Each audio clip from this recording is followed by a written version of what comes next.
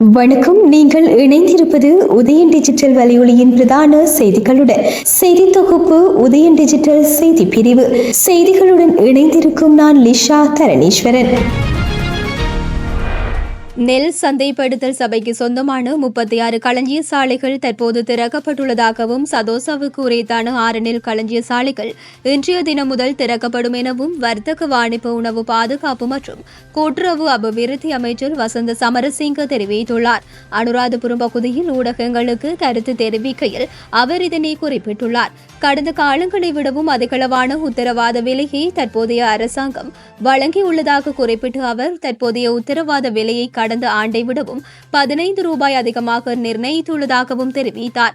தற்போதைய உத்தரவாத விலை நியாயமானது என பெரும்பாலான விவசாயிகள் ஏற்றுக்கொண்டுள்ள போதிலும் அரசியல் நோக்கங்களுக்காக சிலர் குறித்த விலை போதாது என குறிப்பிடுகின்றனர். எதிர்வரும் 15 முதல் 20ஆம் திகதி ஆகும் போது நெல்லுக்கான விலை ஏற்படுத்தியுள்ள தாக்கத்தை அறிய முடியும். விவசாயிகளிடம் இருந்து 10 முதல் 15% நெல்லை அரசாங்கம் கொள்முதல் செய்கின்றது.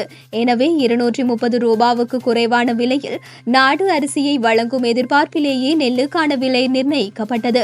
நெல் கிடைக்கும் அளவுக்கு ஏற்ப இன்று முதல் களஞ்சிய சாலைகள் திறக்கப்படும்.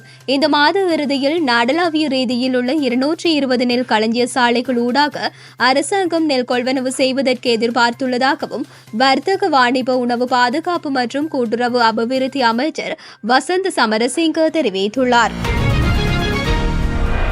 கொழும்பு துறைமுக பகுதியில் கண்டுபிடிக்கப்பட்ட மனித புதைகுழிகளில் இதுவரை மேற்கொள்ளப்பட்ட அகழ்வாராய்ச்சிகளில் 16 எலும்புக்கூடுகள் அடையாளம் காணப்பட்டுள்ளன. 2 இளம் குழந்தைகளின் எலும்புக்கூடுகள் இருப்பது சிறப்பு என தொல்பொருள் ஆய்வாளர் பேராசிரியர் ராஜ் சோமதேவா தெரிவித்துள்ளார். இந்த புதைக்குழி வழக்கமான புதைக்குழி அல்ல என்றும், உடல்கள் புதைக்கப்பட்ட விதம் அவை கொலை செய்யப்பட்டிருப்பதை குறைக்கின்றது என்றும் பேராசிரியர் தெரிவித்துள்ளார். இந்த நிகழ்வுகளுக்கான காலப்பகுதியை விஞ்ஞான ஆய்வுக்கு பிறகு தீர்மானிக்க முடியும் என்றும் அவர் தெரிவித்துள்ளார். நீதிமன்றத்தின் அறிவுறுத்தல்களின்படி அறிக்கைகள் வழங்கப்படும் என்றும் ராஜ் சோமதேவா கூறினார். இதுவரை 13 எலும்புக்கூடுகள் அடையாளம் காணப்பட்டுள்ளதாகவும், மேலதிகமான கணிசமான எண்ணிக்கையிலான உடைந்த பாகங்கள் கண்டுபிடிக்கப்பட்டுள்ளதாகவும் அவர் தெரிவித்துள்ளார். மேலும் சுமார் 3 பேரின் எலும்புக்கூடுகள் இன்னும் அடையாளம் காணப்படவில்லை என்றும், ஒரு சிறு குழந்தையின் கையில் செம்பு கலந்த ஏதோ ஒன்றால் கரை ஏற்பட்டதையும் பேராசிரியர் சுட்டிக்காட்டியுள்ளார். கொழும்பு மேலதிக நீதிவான் மஞ்சுள ரத்நாயக்க மற்றும் துறைமுக போலீஸ் பொறுப்பு அதிகாரி HMS ஜெயரத்ன அவர்களும் கலந்து கொண்டனர். கொழும்பு துறைமுக பகுதியில் உள்ள மனித புதைக்குழி அகழ்வாராய்ச்சிக்கு பேராசிரியர் ராஜ் சோமதேவா தலைமை தாங்குகின்றார். இலங்கை கடற்பரப்பிற்குள் அத்துமீறி மீன்பிடித்த இந்திய மீனவர்கள் 14 பேர் 2 விசை படகுகளுடன் இன்றைய தினம் அதிகாலை கடற்படையினரால் கைது செய்யப்பட்டுள்ளனர். கடற்படையினர் மன்னார் கடற்பரப்பில் ரோந்து பணியில் ஈடுபட்டிருந்த போதே இவர்கள் கைது செய்யப்பட்டதுடன் நிரணைத்தீவு கடற்படை முகாமிற்கு அழைத்து செல்லப்பட்டுள்ளனர். முதற்கட்ட விசாரணையின் பின் 14 மீனவர்களும் விசை படகுகளுடன் கிளிநொச்சி மீன்வளத்துறை அதிகாரிகளிடம் ஒப்படைக்கப்பட்டு பின்னர் நீதிமன்றத்தில் ஆஜர்படுத்தப்படுவார்கள் என கடற்படையினர் தெரிவித்துள்ளனர். அழகான கடற்கரை கவர்ச்சிகரமான சுற்றுலா தலம் என்ற திட்டம் இன்றைய தினம் ஆரம்பிக்கப்பட்டுள்ளது. ஜனாதிபதி செயலகத்தின் தலைமையிலான தேசிய திட்டமான தூய்மை இலங்கை திட்டத்தின் கீழ் இந்த கடற்கரை தூய்மைப்படுத்தும் திட்டம் செயல்படுத்தப்படும். அதன்படி பிரதமர் ஹரணி அமரசூரியவின் தலைமையில் அரசு மற்றும் தனியார் நிறுவனங்கள், அரசு சாரா நிறுவனங்களின் பங்களிப்புடன் மட்டக்குழிய காக்கைத்தீவு கடற்கரையில் இந்த திட்டம் ஆரம்பிக்கப்படவுள்ளது. இந்த திட்டத்துடன் இணைந்து மேல் மற்றும் தென் மாகாணங்களை உள்ளடக்கிய 124 இடங்களில் காலை 8 மணி முதல் காலை 11 மணி வரை இந்த கடற்கரை சுத்தம் செய்யும் திட்டம் நடைபெறவுள்ளது. நாட்டில் உள்ள சட்டம் யாவருக்கும் சமம் என்றால் தையிட்டியில் நிர்மாணிக்கப்பட்டுள்ள சட்டவிரோத கட்டுமானம் தகர்க்கப்பட வேண்டும் என்பது தமது நிலைப்பாடு என இலங்கை தமிழரசு கட்சியின் நாடாளுமன்ற உறுப்பினர் சிவஞானம் ஸ்ரீதரன் தெரிவித்துள்ளார். யாழ்ப்பாண ஊடக அமையத்தில் நேற்று நடைபெற்ற செய்தியாளர் சந்திப்பில் கலந்து கொண்டு இதனை தெரிவித்த அவர், இந்த கருத்தினை தாம் இனவாத நோக்கில் முன்வைக்கவில்லை எனவும் தெரிவித்துள்ளார். தம்புள்ளையில் சட்டவிரோதமாக நிர்மாணிக்கப்பட்டிருந்ததாக கூறி நாட்டின் சட்டத்துக்கு அமைவாக அங்கிருந்த காளி கோவில் ஒன்று அளிக்கப்பட்டது. அதே சட்டத்தினை தற்போதைய ஆட்சியாளர்கள் தையிட்டி விகாரை விவகாரத்திலும் கையாள வேண்டும் எனவும் அவர் வலியுறுத்தியுள்ளார். அதே நேரம் தையிட்டி விகாரை காணி மற்றும் அதனை அண்டியுள்ள காணிகளை மீட்கும் நோக்கில் பூர்வீக காணி உரிமையாளர்கள் எதிர்வரும் 11 மற்றும் 12ஆம் திகதிகளில் முன்னெடுக்க திட்டமிட்டுள்ள போராட்டத்திலும் தாம் கலந்து கொள்ள உள்ளதாகவும் நாடாளுமன்ற உறுப்பினர் சிவஞானம் ஸ்ரீதரன் தெரிவித்துள்ளார். 2025 உலக அரசாங்க உச்சி மாநாட்டில் பங்கேற்பதற்காக ஜனாதிபதி அனுரகுமார திசநாயக்க நாளைய தினம் நாட்டிலிருந்து புறப்படுகின்றார். எதிர்வரும் 13ஆம் திகதி வரை ஐக்கிய அரபு ராச்சியத்திற்கு விஜயம் செய்வார் என வெளிவிவகார அமைச்சு தெரிவித்துள்ளது. ஐக்கிய அரபு ராச்சியம் ஜனாதிபதி முகமது பின் சஜீத் அல் நஹ்யானின் அழைப்பின் பேரில் ஜனாதிபதி இந்த விஜயத்தை மேற்கொள்கின்றார்.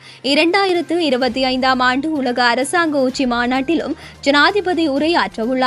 இலங்கைக்கும் ஐக்கிய அரபு ராச்சியத்திற்கும் இடையிலான பல துறைகள் குறித்து ஜனாதிபதி அனுரகுமார திசநாயக்க இருதரப்பு கலந்துரையாடல்களை நடாத்த உள்ளதாகவும் வெளிவிவகார அமைச்சு தெரிவித்துள்ளது. டெல்லி சட்டமன்ற தேர்தலில் பாரதிய ஜனதா கட்சி வெற்றி பெற்றுள்ளது. 70 தொகுதிகளை கொண்ட டெல்லி சட்டமன்ற தேர்தல் கடந்த 5ஆம் திகதி நடைபெற்றது. குறித்த தேர்தலில் சுமார் 60% வாக்குகள் பதிவாகின. இதற்கமைய வாக்குகளை எண்ணும் பணிகள் நேற்று காலை 8 மணிக்கு ஆரம்பமானது. இந்த நிலையில் பாரதிய ஜனதா கட்சியின் வேட்பாளர் பர்வேஸ் வர்மாவை எதிர்த்து போட்டியிட்டு அரவிந்த் கெஜ்ரிவால் தோல்வியை தழுவியுள்ளார். பாரதிய ஜனதா கட்சியின் பர்வேஸ் வர்மாவிடம் 4089 வாக்குகள் வித்தியாசத்தில் கெஜ்ரிவால் தோல்வி அடைந்துள்ளதாக இந்திய ஊடகங்கள் தெரிவிக்கின்றன. இதன்படி டெல்லி சட்டமன்ற தேர்தலில் பாரதிய ஜனதா கட்சி 48 தொகுதிகளிலும் ஆத்மி 22ஆம் இடங்களிலும் முன்னிலை பெற்ற நிலையில் பாரதிய ஜனதா கட்சி வெற்றி பெற்றதாக தெரிவிக்கப்பட்டுள்ளது. இதன் மூலம் 27 ஆண்டுகளுக்கு பிறகு பாஜக டெல்லி சட்டமன்ற தேர்தலில் வெற்றி பெற்றுள்ளது. கரீபியன் கடலில் நேற்று மாலை 7.6 ரிக்டர் அளவிலான சக்தி வாய்ந்த நில அதிர்வு ஏற்பட்டுள்ளதாக வெளிநாட்டு ஊடகங்கள் செய்தி வெளியிட்டுள்ளன. இந்த நில அதிர்வு 10 கிலோமீட்டர்கள் ஆழத்தில் ஏற்பட்டுள்ளதாகவும் தெரிவிக்கப்பட்டுள்ளது. ஹோண்டுராஸ் வடக்கில் உள்ள கேமன் தீவுகளின் கடற்கரையில் சுமார் 209 கிலோமீட்டர்கள் தொலைவில் நில அதிர்வு ஏற்பட்டது. இதையடுத்து பல நாடுகளுக்கு ஆழிப்பேரலை எச்சரிக்கை விடுக்கப்பட்டுள்ளதாக அமெரிக்க புவியியல் ஆய்வு மையம் தெரிவித்துள்ளது. ஆனால் அமெரிக்க அட்லாண்டிக் அல்லது வளைகுடா கடற்கரைகளில் ஆழிப்பேரலை எதிர்பார்க்கப்படவில்லை என்றும் புவேர்டோ ரிக்கோ மற்றும் விர்ஜின் தீவுகளுக்கு ஆழிப்பேரலை எச்சரிக்கை விடுக்கப்படுவதாகவும் தெரிவிக்கப்பட்டுள்ளது.